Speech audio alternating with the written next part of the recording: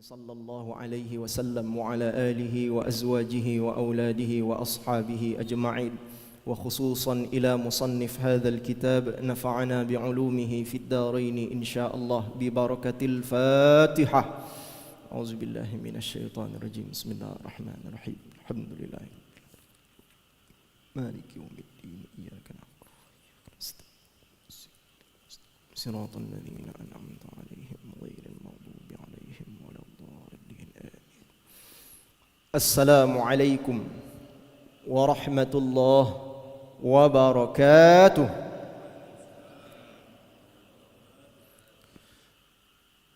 الحمد لله الحمد لله الذي أرسل رسوله بالهدى ودين الحق ليظهره على الدين كله وكفى بالله شهيدا. اللهم صل وسلم وبارك على سيدنا محمد وعلى آله وصحبه ومن والاه ولا حول ولا قوة إلا بالله. أما بعد. Hadirin jemaah salat subuh yang insya-Allah kita semua dimuliakan oleh Allah Subhanahu wa taala. Mari kita hadirkan rasa syukur kita kepada Allah Subhanahu wa taala yang sampai dengan detik ini terus menerus memberikan kita begitu banyak nikmat yang tidak terhitung jumlahnya.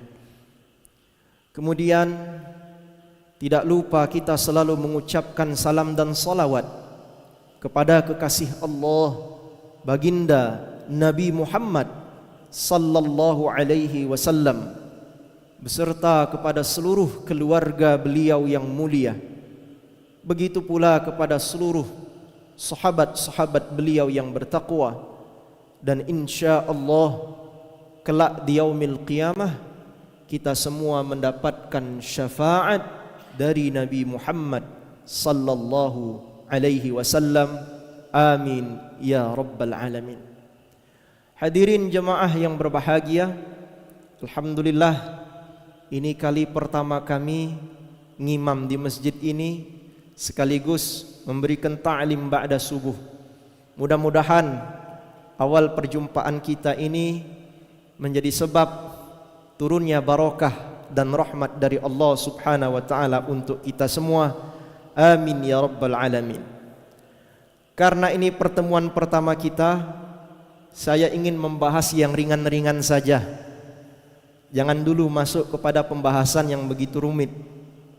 Yang ingin kami bahas dalam ta'lim yang singkat ini mengenai keutamaan dan amalan-amalan yang dianjurkan oleh Nabi Muhammad sallallahu alaihi wasallam untuk kita lakukan bersama ketika kita berjumpa dengan hari Jumat sebagaimana hari ini. Di dalam kitab ini disebutkan, qala al-muallifu rahimahullahu taala, warada anna yaumal jumu'ati khairu ayyamil usbu'. Telah sampai riwayat bahwa hari Jumat sebagaimana hari ini contohnya termasuk hari yang paling utama, sayyidul ayyam, penghulunya para hari yang ada di setiap pekannya. Jadi 7 hari dari hari Ahad sampai dengan hari Sabtu, puncaknya, sayyidnya, penghulunya para hari itu adalah di hari Jumat sebagaimana hari ini. Sebagaimana sabda Rasulullah sallallahu alaihi wasallam, hadis yang sahih diriwayatkan dari Sayyidina Abi Hurairah. Kata baginda Rasul sallallahu alaihi wasallam, khairu yaumin tala'at fihi syamsu yaumul jumu'ah. Sebaik-baik hari di mana matahari terbit padanya adalah di hari Jumat. Fihi khuliqa Adam. Pada hari Jumat dahulu Nabi Adam alaihi salam diciptakan oleh Allah Subhanahu wa taala. Wa fihi udkhilal jannah. Di hari Jumat juga dahulu Allah memasukkan Nabi Adam alaihi salam ke dalam syurga. Wa fihi ukhrija minha. Di hari Jumat juga Nabi Adam alaihi salam dikeluarkan oleh Allah Subhanahu wa taala dari syurga. Wala taqumus sa'ah illa fi yaumil jumu'ah. Tidak akan terjadi hari kiamat kecuali terjadinya di hari Jumat. Rawahu Muslim wa Abu Dawud wan Nasa'i wat Tirmidzi. Hadis ini diriwayatkan oleh Imam Muslim, Imam Abu Dawud, Imam An-Nasa'i dan Imam At-Tirmidzi. Ini salah satu hadis menunjukkan keutamaan hari Jumat. Dan yang menariknya, Nabi membocorkan kepada kita kapan terjadinya hari kiamat, yakni terjadinya tidak lain kecuali di hari Jumat. Tapi masalahnya Jumat yang mana, wallahu ta'ala alam bisawab, hanya Allah yang maha mengetahui. Kemudian di dalam kitab ini disebutkan, dianjurkan bagi orang yang berjumpa dengan hari Jumat, yambaghil ijtihadu fid du'ai inda akhiri sa'atin min yaumil jumu'ah. Hendaknya kita yang ketemu dengan hari Jumat, diberikan umur sehat ketemu dengan hari Jumat di setiap pekannya, manfaatkan hari Jumat itu untuk bersungguh-sungguh dalam berdoa, bermunajat kepada Allah Subhanahu wa taala, terutama pada akhir hari Jumat, di sore hari di hari Jumat. Mengapa demikian? Karena Nabi sallallahu alaihi wasallam bersabda di dalam hadisnya yang mulia, hadis yang diriwayatkan dari Abi Hurairah radhiyallahu taala anhu, Nabi bersabda, inna fil jumu'ati sa'atan la yuwafiquha 'abdun muslimun yas'alullaha ta'ala 'azza wa jalla fiha khairan illa a'tahu iyyahu. Tidaklah seorang hamba yang muslim berdoa kepada Allah, tidaklah pada hari Jumat.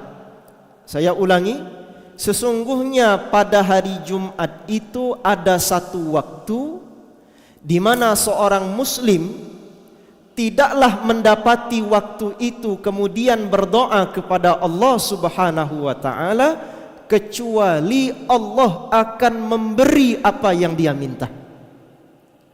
Lalu pertanyaannya, kapan waktu ini? Wahia ba'dal asri, setelah solat asar.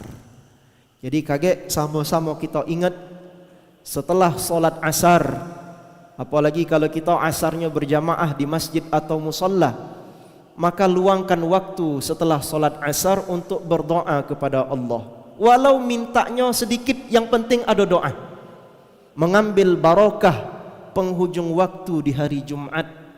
Karena rugi saja kita, sudah diberikan jaminan oleh Nabi terkabulnya doa kita, ngapa kita tidak berdoa?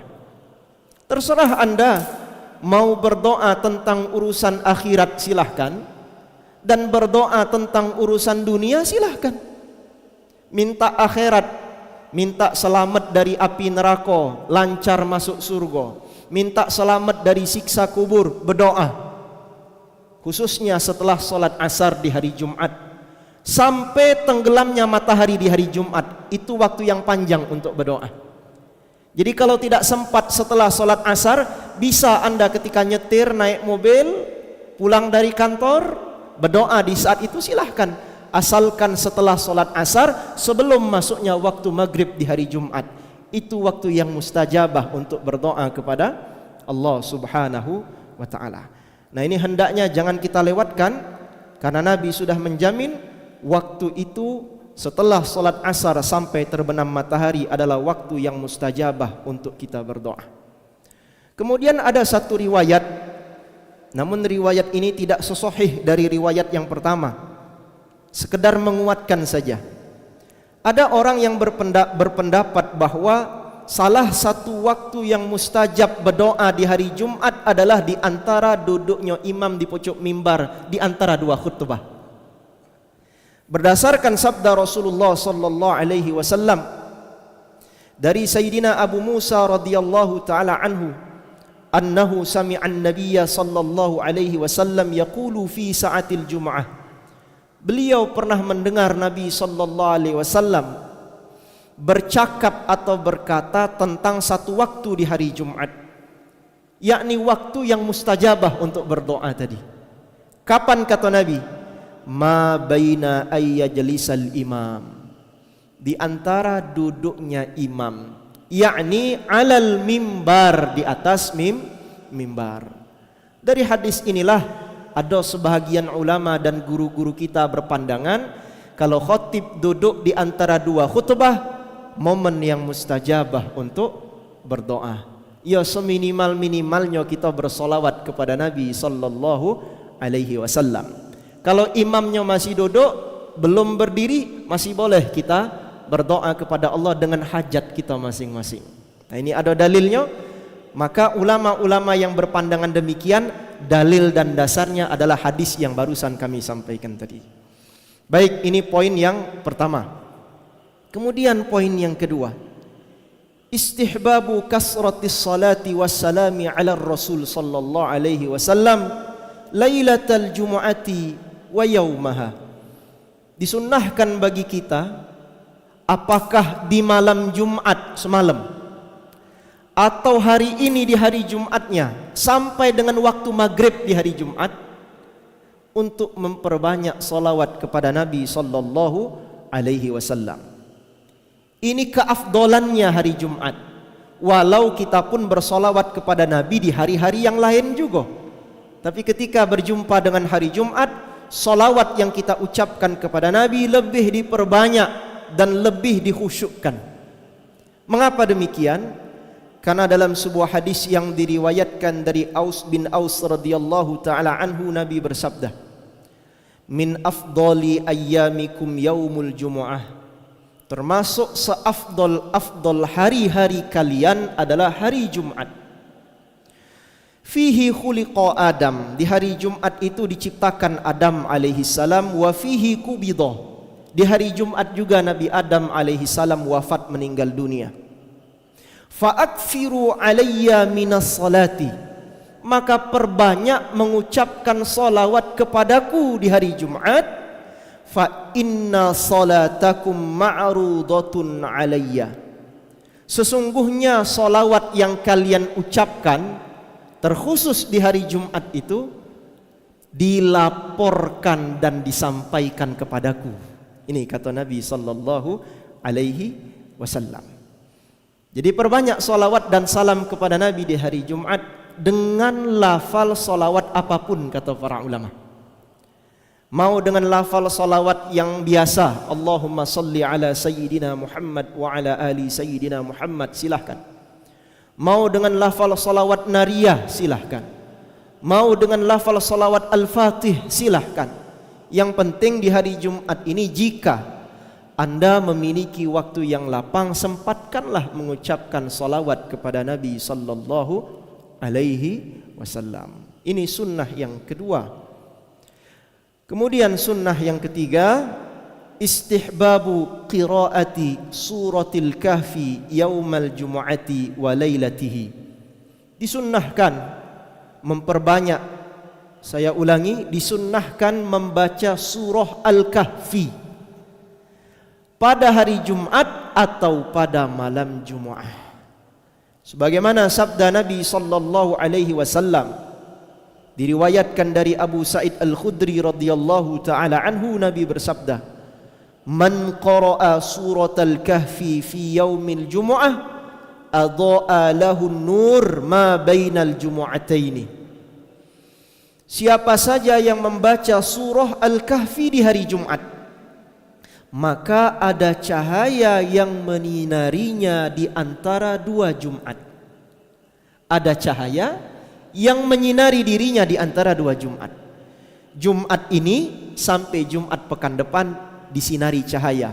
Cahaya apa? Cahaya sebab membaca surah Al-Kahfi. Ada hadis yang kedua, Nabi bersabda, "Man qara'a surat Al-Kahfi fi yaumil Jumu'ah." Siapa yang membaca surah Al-Kahfi di hari Jumat, sata'a lahu nurun min tahti qadamihi ila ananis sama'i yudhi'u lahu yaumal qiyamah. Maka ada cahaya yang menyinari dirinya dari ujung kakinya sampai ujung petala langit nanti di hari kiamat. Cahaya itu memanjang dari ujung kakinya sampai petala langit di hari kiamat.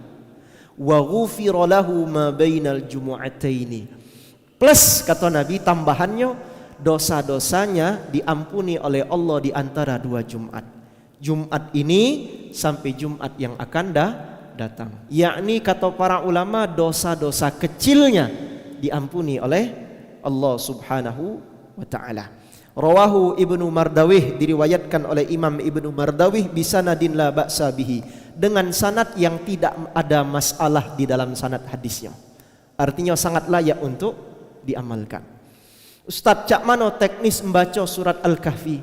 Surat Al-Kahfi itu ada sekitar 110 ayat. Kalau kita misalkan yang sudah hafal Quran, yang sering murojaah, 20 menit selesai membaca surat Al-Kahfi 110 ayat. Tapi misalkan kita tidak terlalu lancar, lazimnya setengah jam sampai 40 menit baru selesai. Kalau terasa sulit, kata guru-guru kami, boleh dicicil. Misal habis maghrib semalam kita biasa membaca Yasin, silahkan, bukan bid'ah. Karena dalam tafsir Imam Ibnu Katsir disebutkan, ada hadis yang sanadnya jayyid, kata Imam Ibnu Katsir, man qara'a Yasin fi lailatin asbaha maghfuran lah. Nabi bersabda, siapa yang baca surah Yasin pada satu malam, termasuk malam Jumat kan, besok paginya dia bangun dalam keadaan sudah diampuni dosa-dosanya oleh Allah Subhanahu wa taala. Jadi kalau kita sudah biasa dari dulu diajari guru ngaji kita, diajari ustadz kiai kita, habis maghrib di hari Jumat membaca Yasin, lanjutkan sampai waktu Isya. Kemudian sholat Isya, mungkin kita balik ke rumah, makan malam dulu, baru ketika hendak tidur kita berwuduk. Di saat kita akan tidur, di atas pembaringan boleh kita ambil mushaf sebelum tidur, cicil dulu, mungkin baca 30 atau 40 ayat jadilah. Besoknya subuh, sebagaimana saat ini, habis solat subuh, jika ada ta'lim, dengar dulu ta'lim. Tapi kalau tak katik ta'lim, boleh lanjut. Mungkin lanjut 40 ayat lagi, total sudah 80. Kaget ketika nak solat Jumat, datang ke masjid lebih awal, sebelum khatib naik ke atas mimbar, baca lagi surat Al-Kahfi 30 ayat yang sisa. Selesai, tidak berat. Menjalankan sunnah Nabi tidak berat, asalkan ada kemauan dari kita. Maka keutamaan yang sudah saya sebutkan dari sabda Nabi tadi, ada cahaya yang menyinarinya di antara dua Jumat, dan kelak di hari kiamat cahaya itu memancar dari ujung kakinya sampai ujung petala langit. Ditambah diampuni dosa-dosanya dari Jumat itu sampai Jumat yang akan datang. Bahkan ada satu asar atau riwayat yang lain disebutkan bahwa siapa yang membaca surah Al-Kahfi di hari Jumat, usima minad dajjal, dijaga dan dilindungi oleh Allah dari fitnah Al-Masih Ad-Dajjal yang akan muncul nanti di akhir zaman. Wallahu ta'ala alam bisawab. Ini sunnah yang ketiga. Kemudian sunnah yang keempat, al-ghuslu, mandi sunnah di hari Jumat. Jadi mandi itu ada dua, ada mandi wajib, itulah mandi yang membersihkan kita dari hadas besar. Tapi ada jenis yang kedua, mandi sunnah. Dia tidak wajib, tapi kesunnahan ini hendaknya kita lakukan, mengambil fadilah sunnahnya. Di antara mandi sunnah itu adalah mandi yang kita lakukan di hari Jumat, di pagi hari di hari Jumat, atau sebelum berangkat menuju masjid untuk solat Jumat nanti. Itu sunnah mandi Jumat. Ada hadis yang diriwayatkan oleh Imam At-Tirmidzi, Hadis ini kalau antum punya kitab tafsir yang judulnya Tafsir Ibnu Katsir, ada hadis ini beliau cantumkan di dalam pembahasan beliau pada surah Al-Jumu'ah ayat yang ke-9 dan 10. Nabi sallallahu alaihi wasallam bersabda, "Man irtasala yaumal jumu'ah wa ghassala wa summa bakkara wa batakar wa dana wasma'a wastama'a wa ansata kana lahu bikulli khutwatin siyamiha kana lahu bikulli khutwatin ajru sanatin siyamuha wa qiyamuha." Atau kama qala Nabi sallallahu alaihi wasallam. Kata Nabi, barang siapa yang mandi di hari Jumat lalu membuat mandi. Nanti saya bahas apa maksud membuat mandi ini. Kemudian dia pergi menuju masjid lebih awal, lebih pagi. Bukan ketika khotib sudah naik pucuk mimbar baru datang, lebih awal dia sudah datang ke masjid. Kemudian dia mendekat, berposisi mendekat kepada imam, artinya berebut duduk paling depan. Wastama'a wa ansota, ketika imam naik di atas mimbar dia diam dan menyimak. Kana lahu bikulli khutwatin ajru sanatin siyamuha wa qiyamuha. Maka setiap langkah kaki dia dari rumah ke masjid tadi dicatat pahala 1 tahun puasa dan 1 tahun solat malam. 1 langkah. Bayangkan kalau dari rumah kita ke masjid ada berapa ratus langkah. Kalikan saja. Pahala 1 tahun puasa dan pahala 1 tahun solat malam. Saya terangkan sedikit. Ada yang unik di dalam hadis ini. Nabi bersabda, kata Nabi tadi, siapa yang mandi Jumat dan membuat mandi, man irtasala wa ghassala, siapa yang mandi Jumat dan menjadikan mandi. Ada sebahagian ulama mensyarah menjelaskan kalimat wa ghassala, membuat mandi, itu maknanya adalah menjadikan istri kita mandi wajib.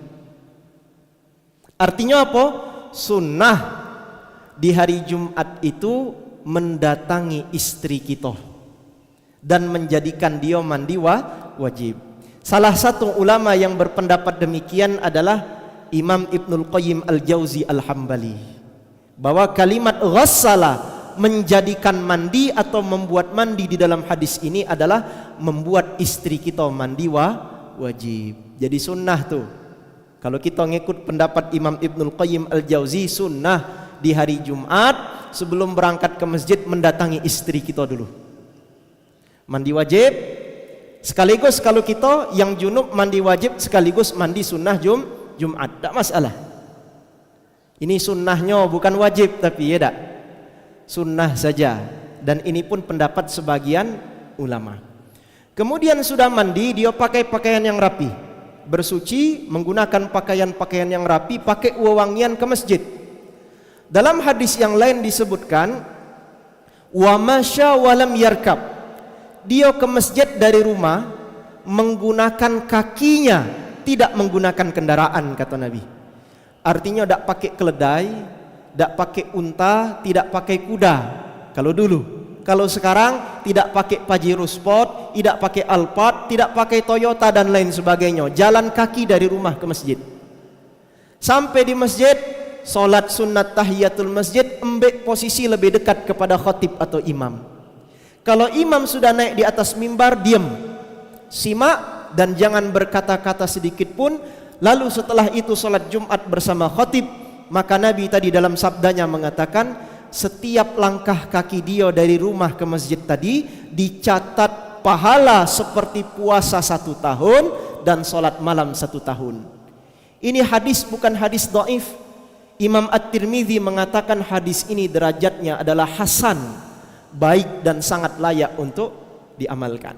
Jadi habis ini bisa diamalkan ini hadis ya, insya Allah. Baik. Kemudian yang berikutnya sedikit lagi karena hampir memasuki waktu syuruk. Di dalam kitab ini disebutkan masyru'iyatut tanaffuli, disunnahkan dan disyariatkan memperbanyak solat sunnah sebelum naiknya khatib ke atas mimbar. Di dalam kitab ini disebutkan satu hadis yang diriwayatkan dari Sayyidina Abi Hurairah radhiyallahu taala anhu. Nabi bersabda, "Man iltasala yaumal jum'ah," siapa yang mandi sunnah di hari Jumat, summa atal jum'ata, kemudian ia datang menghadiri salat Jumat, fa shalla ma qaddara lahu, dia memperbanyak salat semampu dia. Jadi masuk ke masjid, tentu kita salat sunat tahiyatul masjid. Setelah itu dia memperbanyak salat sunat yang lain. Termasuk dalam mazhab kita Imam Syafi'i disunnahkan memperbanyak salat mutlak. Salat sunat 2 rakaat berapapun itu, khusus di hari Jumat.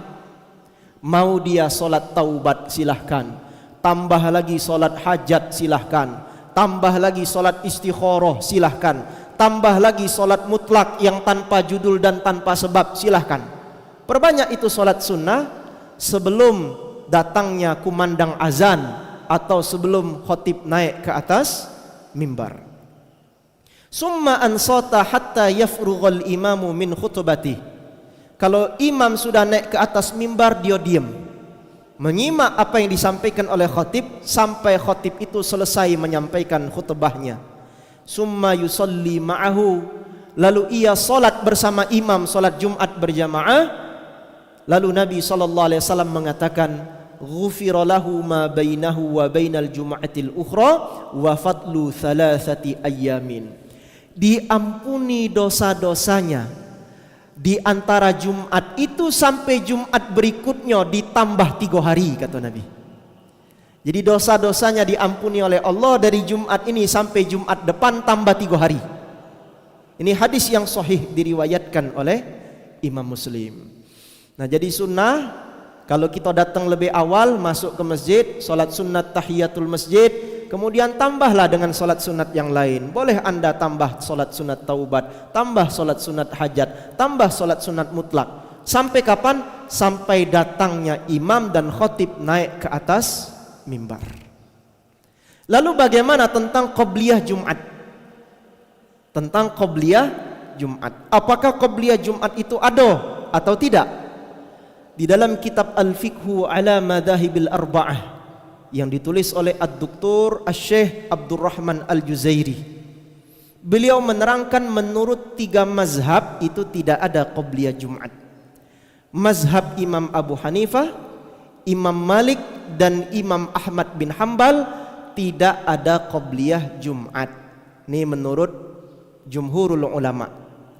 Walau tidak ada qabliyah Jumat, tapi mereka bersepakat sunnah memperbanyak solat sebelum khatib naik ke atas mimbar. Itulah tadi solat sunat mutlak. Namun dalam mazhab kita Imam Syafi'i, sunnah qabliyah Jumat, walau tidak spesifik disebutkan oleh Nabi di dalam hadisnya, tapi ini berdasarkan qiyas. Karena Jumat itu pengganti dari zuhur.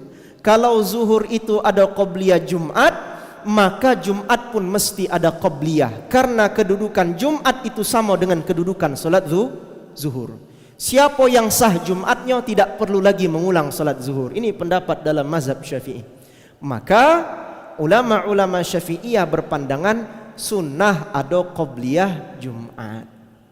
Kapan itu dilakukan? Setelah azan. Jika azannya 2 kali, di antara 2 azan itu sebelum khatib naik ke atas mimbar, ada qabliyah Jumat. Kalau di sini azan berapa kali kan, 1 kali. Maka misalkan khatib sudah naik di atas mimbar, ya sudah. Kalau kita sudah duduk, tidak perlu kita kembali tegak untuk menunaikan solat apapun kalau khatib sudah naik di atas mimbar. Tapi kalau difasilitasi adanya 2 kali azan, maka silahkan Anda menunaikan qabliyah Jumat. Ada juga para ulama kontemporer memberikan solusi, walau Anda 1 kali azan, hendaknya misalkan berikan jeda dulu sebelum azan, misalkan 2 menit, masuk waktu zuhur, waktu azan Jumat, berikan kesempatan kepada orang-orang untuk menunaikan qobliyah Jumat dulu sebentar saja, 2 menit atau 3 menit, baru kumandang azan mengiringi khatib naik ke atas mimbar. Ini ada semua solusi. Yang penting solat Jumat. Yang salah tuh yang tidak solat Jumat, itu yang salah.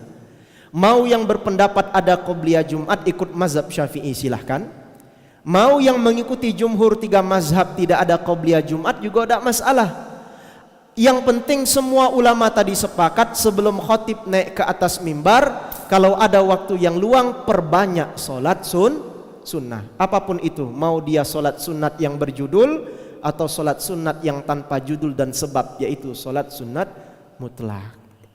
Terakhir sebelum saya tutup, mengenai azan Jumat yang dilakukan di zaman Nabi sallallahu alaihi wasallam sampai zaman Sayyidina Abu Bakar As-Siddiq Khalifatur Rasulillah, azan Jumat itu 1 kali. Azan Jumat 1 kali. Kemudian masuk pada pemerintahan Khalifah Amirul Mukminin Sayyidina Umar ibn al-Khattab. Beliau melihat semakin banyak kaum muslimin kalau Jumat itu membeludak, maka mereka para sahabat Nabi dipelopori oleh Sayyidina Umar ibn Khattab Amirul Mukminin berijtihad azan Jumat itu 2 kali. Azan pertama itu dengan tujuan mengumpulkan kaum muslimin yang masih berdagang di pasar, mengingatkan bahwa dengan azan yang pertama ini sebentar lagi khatib naik ke atas mimbar dengan azan yang kedua, sehingga orang-orang di luar sana bisa mempersiapkan diri untuk datang ke masjid lebih awal. Jangan sampai datang ke masjid khatib sudah naik di atas mimbar. Makanya berijtihadlah Sayyidina Umar ibn al-Khattab, azan Jumat itu 2 kali azan. Anda mau pilih 1 kali azan sunnah Nabi dan sunnah Sayyidina Abu Bakar As-Siddiq, Anda mau memilih azan 2 kali, itu pun sunnah dari Sayyidina Umar bin Khattab, sunnah Khulafaur Rasyidin. Nabi bersabda, "Alaikum bisunnati wa sunnatil khulafair rasyidin min ba'di al-mahdiin."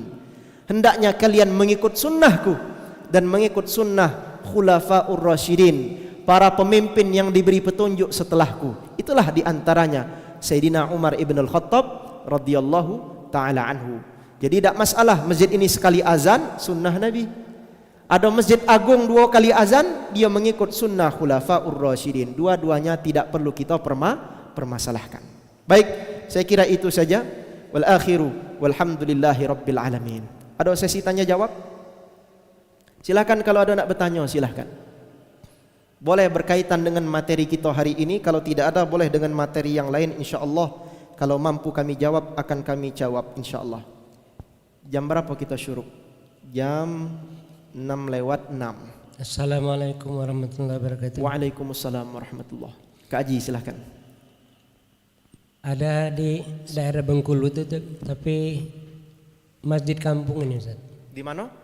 Masjid kampung di daerah Bengkulu. Bismillah. Itu saya beberapa kali sholat di sana setelah mereka Jumat. Tapi mereka ngajak yang mau saja. Sholat zuhur lagi setelah sholat Jumat, tapi tidak dipaksakan. Jadi beberapa orang sholat zuhur lagi. Ya, pelaksanaan Jumat. Baik. Gimana? Di dalam mazhab Imam Asy-Syafi'i, konsep awalnya satu negeri itu satu pelaksanaan sholat Jumat. Jadi kalau dulu dalilnya pelaksanaan sholat Jumat di masa Nabi itu terpusat di Masjid Nabawi bagi penduduk Madinah. Walau di sekitar Madinah itu ada Masjid Kuba, ada Masjid Kiblatain, tapi ketika sholat Jumat mereka berbondong-bondong menghadiri sholat Jumat di Masjid Nabawi. Hatta penduduk yang ada di gurun Arab-Arab Badui turun galau ke Masjid Nabawi untuk sholat Jumat. Dari inilah menurut pendapat mazhab Syafi'i, satu negeri atau mungkin di zaman kita satu kecamatan, satu kelurahan, mesti Jumatnya itu pada satu tempat. Kalau ada pelaksanaan di tempat yang lain, ya, pelaksanaan Jumat di tempat yang lain, maka Jumat yang sah itu adalah Jumat, pelaksanaan Jumat yang dilakukan lebih awal. Sedangkan yang belakangan tempat lain tidak sah Jumatnya, wajib mereka sholat zuhur. Kecuali jika seandainya tempat pelaksanaan Jumat yang satu tadi sudah membeludak jemaahnya, tidak bisa menampung jemaah lagi, maka menurut mazhab Syafi'i, sebagaimana yang disampaikan oleh Dr. Mustafa Bugha di dalam kitabnya Al-Fiqhul Manhaji alal Madhab Imam Asy-Syafi'i, maka kalau ada uzur, misalkan jemaah bertambah banyak, boleh ada masjid lain dibuat atau dijadikan tempat pelaksanaan Jumat yang lain. Saya kira masjid ini kalau Jumat penuh kan, maka ada masalah di sebelah sana di Macan Kumbang ada masjid lain, di situ penuh, maka uzur. Dua-duanya sah Jumatnya. Yang tidak sah tuh sini masjid, dak jauh lagi masjid. Padahal masjid ini tidak penuh kalau Jumat. Di situ juga tidak penuh. Maka yang sah itu salah satunya saja, yakni yang paling dulu memulai Jumatnya. Batasannya adalah yang paling dulu khotib naik ke atas mimbar, maka dialah yang paling sah Jumatnya. Yang lainnya tidak sah, mesti mereka itu mengulang zuhur. Bisa jadi alasan orang yang ada di kampung itu, itulah alasannya dia sadar di kampung ini ada beberapa masjid, mengambil langkah ihtiyat kehati-hatian, setelah sholat Jumat mereka mengulang sholat zuhur. Itu alasannya. Walau menurut pendapat mazhab yang lain selain mazhab Syafi'i misalkan, mereka berpandangan seperti contoh mazhab Maliki, tidak masalah dalam satu negeri ada beberapa tempat pelaksanaan Jumat. Di sini ada masjid, di sana ada masjid, situ ada masjid. Walau masjidnya sama-sama tidak penuh, tidak sampai membludak, semua pelaksanaan Jumatnya sah menurut para ulama-ulama Malikiyah. Nah, jadi di sini ada ikhtilaf ulama mazhab, tapi memang yang lebih hati-hati itu mazhab Syafi'i. Jemaahnya minimal 40 orang, satu tempat, satu negeri, satu kampung, satu kelurahan, itu paling tidak mesti ada satu tempat pelaksanaan Jumat. Kalau ada 2-3 tempat, maka yang sah itu yang paling dulu saja melakukan Jumat. Yang lainnya tidak sah, maka yang lain itu wajib dia mengulang zuhurnya. Mungkin itulah alasannya di kampung yang Bapak alami dulu, mereka mengulang melakukan solat zuhur ba'da solatil Jum'ah, setelah solat Jumat, mengambil langkah kehati-hatian karena penduduk sana tahu di sana ada masjid, di sini ada masjid, mereka sudah belajar fikih. Bisa jadi Jumat kita ini mungkin lebih telat dari mereka, ngembek hati-hati kita ulang melakukan solat zuhur. Jadi pengulangan ini konteksnya ihtiyat, kehati-hatian. Kalau tidak ya juga tidak masalah. Kalau kita yakin kita sudah sah, apalagi kalau kita melirik yang Malikiyah tadi, Jumat kita sah, tidak perlu diulang. Nah, itulah jawabannya. Walhamdulillahi rabbil alamin. Terima kasih. Silakan Pak Haji. Bismillah. Assalamualaikum Ustaz. Waalaikumsalam warahmatullahi wabarakatuh. Jadi sering dilihat ada orang ketika khotib sudah naik mimbar tapi masih juga melakukan sholat sunan. Itu yang dipertanyakan. Yang kedua, ini waktu khotib itu kadang banyak orang ribut. Ya, kalau dalam yang saya dengar dulu tidak boleh berkata-kata, mencegah orang ribut pun tidak boleh. Tapi kalau kita mencegahnya itu dengan tidak berkata-kata, misalnya dengan kode dan sebagainya, apakah itu terkena juga hukum laro itu? Baik. Terima kasih Ustaz. Baik, terima kasih. Pertama mengenai orang yang melakukan sholat sunnah ketika khotib sudah naik ke atas mimbar. Pertama yang ingin kami sampaikan bahwa kalau sudah khotib di atas mimbar menyampaikan khutbahnya, tugas kita istama', mendengar. Kemudian kita diam, menyimak apa yang disampaikan oleh khatib. Bahkan di dalam kitab Al-Fiqhul Manhaji tadi disebutkan 2 khutbah yang disampaikan oleh khatib itu adalah senilai dengan 2 rakaat zuhur. Makanya sisa salatnya cuma 2 rakaat. 2 rakaat zuhurnya itulah 2 kali khutbah yang disampaikan oleh khatib. Itu beliau sampaikan dalam kitabnya Al-Fiqhul Manhaji alal Madhab Imam Asy-Syafi'i. Lalu bagaimana misalkan kalau ada orang baru datang masuk masjid, apakah dia langsung duduk atau dia boleh solat sunat tahiyatul masjid dulu atau qobliyah Jumat dulu?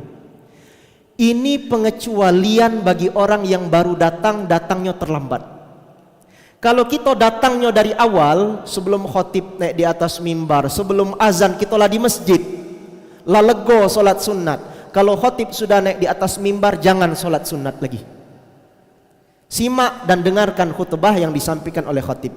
Tapi kalau kita tergolong jemaah yang telat datangnya, khotib sudah menyampaikan khutbah pertama, di tengah-tengah khutbah baru masuk masjid, maka diperbolehkan bagi kita yang baru datang melaksanakan solat sunat 2 rakaat bi rak'ataini khafifataini, 2 rakaat yang ringan saja.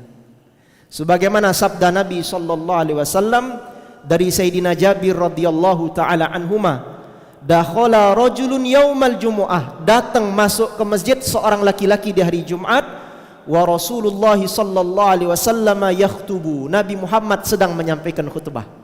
Masuk si kok wong datangnya terlambat. Kemudian orang itu langsung duduk di atas mimbar. Nabi bertanya dengan wong tadi, "Shallaita, kamu sudah solat sunat?" "Belum," kata laki-laki tadi. Lalu Nabi bersabda, "Fasalli rak'ataini." Tegak lakukan solat sunat 2 rakaat.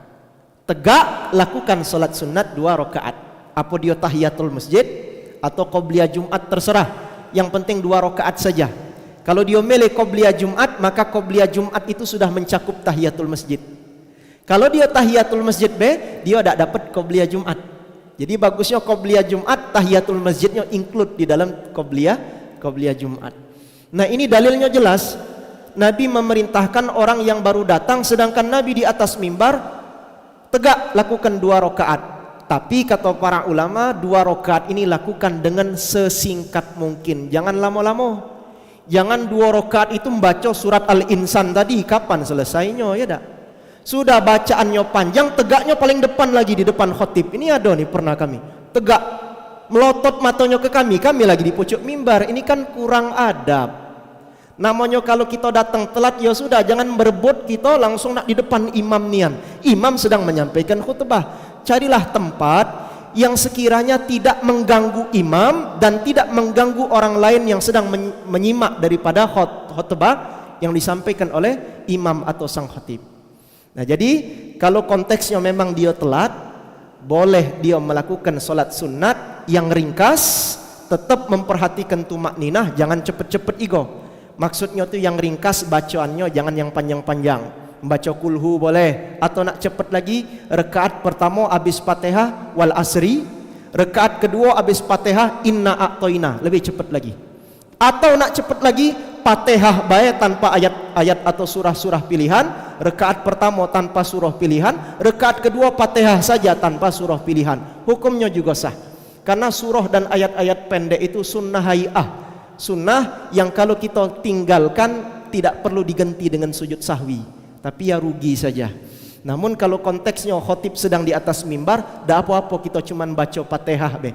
Yang penting kita mendapati fadilah qobliyah Jumat atau solat sunat tahiyatul masjid sebelum kita duduk menyimak apa yang disampaikan oleh khatib. Itulah jawabannya. Wallahu ta'ala alam bisawab. Kemudian yang kedua tadi masalah apa? Oh, negur. Memang kan ada hadis tuh yang masyhur sering disampaikan oleh ma'asyiral. Nabi sallallahu alaihi wasallam bersabda, hadis riwayat dari Abi Hurairah, ya kan? Kalau khatib sudah naik ke atas mimbar menyampaikan khutbahnya, apabila ada orang-orang yang menegur orang yang ada di sebelahnya untuk diam, maka sia-sia Jumatnya. Negor bae wong yang lain supaya diam dengan lisannya, sia-sia Jumatnya. Apalagi bagi orang yang ngobrol. Nah, sekarang masalahnya apakah terbatas dengan ngobrol saja? Ternyata ada hadis yang lain. Nabi pernah bersabda, "Man massal hasa fala jum'atalah." Siapa yang ketika khatib sedang menyampaikan khutbah memain-mainkan batu kerikil, maka tidak ada Jumat baginya. Tidak dapat pahala Jumat. Itu main-main ke batu kerikil. Khotib naik di atas mimbar. Di zaman Nabi dulu kan lantai masjid itu bukan model ini, lantai itu tanah, pasir, kerikil. Mungkin ketika khotib sedang menyampaikan khutbah ada jemaah memainkan kerikil, tidak ada pahala Jumat baginya. Mungkin di zaman sekarang siapa yang ketika khotib naik di atas mimbar main HP. Khotib di pojok mimbar menyampaikan khutbah chatting WA. Walau tidak bergerak lisannya sama. Dikiaskan dengan orang-orang yang bermain-main dengan kerikil. Makanya kalau khotib sudah di atas mimbar itu diam, simak. Jangan membuat gaduh dan keributan. Lalu bagaimana kalau misalkan ada wong ribut, gaduh? Apakah perlu kita tegur? Ada sebagian ulama mazhab Syafi'i yang berpandangan kalau memang unsurnya darurah bisa mengganggu kehusyuan khotib, mengganggu konsentrasi makmum, boleh ditegur oleh satu orang. Kalau dia negurnya tanpa lisan diutamakan, tapi kalau dengan lisan tidak masalah, dengan syarat ketika menegurnya tidak ketika khotib sedang menyampaikan rukun-rukun khutbah. Khutbah itu kan ada rukunnya tuh. Kalau kita nak negor wong, jangan ketika khotib sedang menyampaikan rukun khutbah. Karena larangan tidak boleh berkalam di saat khotib menyampaikan khutbah, lebih ditegaskan larangannya ketika khotib sedang menyampaikan rukun-rukun khutbah. Apa rukun-rukun khutbah? Ada 5 dalam mazhab Syafi'i. Menyampaikan hamdalah, puji-pujian kepada Allah. Makanya khotib, alhamdulillah, innal hamdalillah. Khutbah pertama, khutbah kedua. Oh itu mutlak, jangan berkalam di situ, jangan ngobrol. Yang kedua, bersolawat kepada Nabi sallallahu alaihi wasallam dengan lafal solawat apapun, khutbah pertama, khutbah yang kedua. Kalau khotib sedang bersolawat, jangan ngobrol sama sekali. Mutlak larangannya dalam mazhab Syafi'i. Yang ketiga adalah menyampaikan wasiat takwa. Minimal lah ittaqullah, sudah minimal. Atau boleh dengan lafal yang lain, usikum wa nafsi bitaqwallah, dan bentuk lafal yang lain, yang penting mengingatkan manusia dan orang-orang untuk bertakwa. Ini wajib ada pada khutbah pertama dan khutbah yang kedua. Lalu yang keempat, membaca satu ayat yang utuh dan difahami. Ayat apapun dari Quran, boleh di khutbah pertama atau garis bawahi atau di khutbah yang kedua. Minimal seayat cukup. Biasanya kalau khotib itu dibacanya galau dalam 2 khutbah kan. Khutbah pertama, faqala ta'ala a'udzubillahi minasyaitonirrajim ya ayyuhalladzina amanu taqullaha haqqa tuqatih wa la tamutunna illa wa antum muslimun, surat Ali Imran.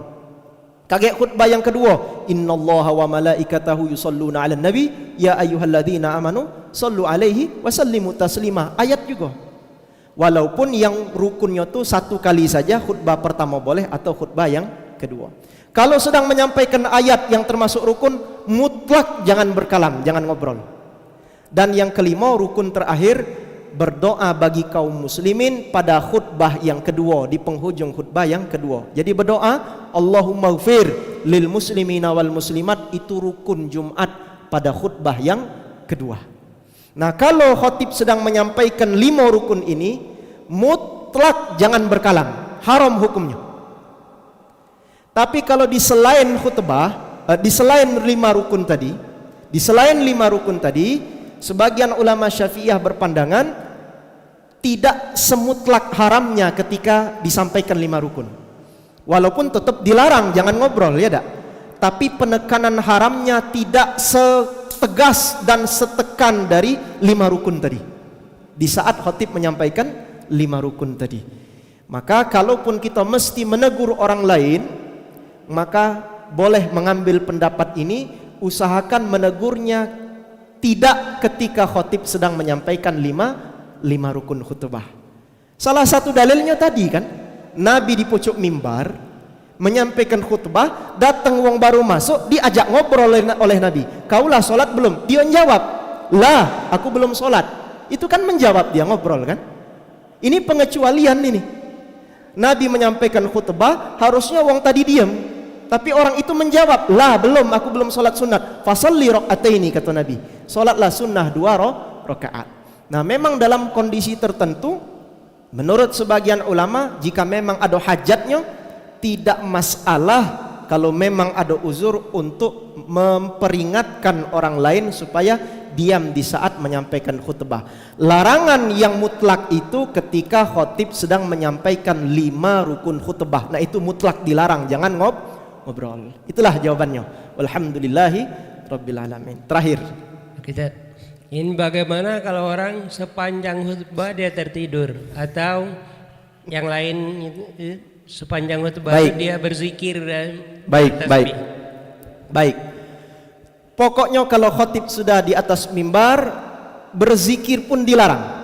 Mesti menyimak, kecuali kalau memang ada doa menurut Imam An-Nawawi boleh diaminkan. Mengucap nama Nabi Muhammad sang khotib boleh kita ucapkan sallallahu alaihi wasallam. Kemudian misalkan kita bersin acim, boleh kita mengucapkan alhamdulillah. Di sini dima'fu anhu hukumnya, diperkenankan dan dimaafkan hukumnya. Tapi kalau khotib di atas mimbar sengaja kita ngambil tasbih la ilaha illallah, la ilaha illallah, itu tidak boleh hukumnya. Harus summa ansota. Dalam hadis tadi diam, simak apa yang disampaikan oleh khatib. Lalu kemudian bagaimana ada seorang jemaah atau banyak jemaah khatib sedang menyampaikan khutbah dia tidur? Karena ada pepatah dari kalangan mereka, bukan dari kita, dari mereka dewek. Mereka ngomong, senikmat-nikmat tidur, yang lebih nikmat dari tidur di hotel bintang 5 adalah tidur ketika khotib sedang menyampaikan khutbahnya. Paling lemak tidur dia, paling nikmat untuk tidur. Maka orang yang tertidur juga oke, bagi kita yang ngingok wong lain tidur, ndak usah macak-macak nak kita bangun ke. Hoi bangun, jangan. Biarlah dia tidur. Mungkin kesempatan dia tidur saat itulah, karena dari pagi dia begawe capek. Masih syukur dia galak datang solat Jumat walau dia tertidur. Tapi alangkah rugi kalau dia tertidur tidak mendengarkan apa yang disampaikan oleh khatib. Makanya dalam sebuah sabdanya Nabi SAW bersabda, hadis yang diriwayatkan dari Sayyidina Abdullah bin Umar radhiyallahu taala anhuma, kata Nabi, idza na'asa ahadukum wa huwa fil masjidi falyatahawwal min majlisihi dzalika ila ghairi.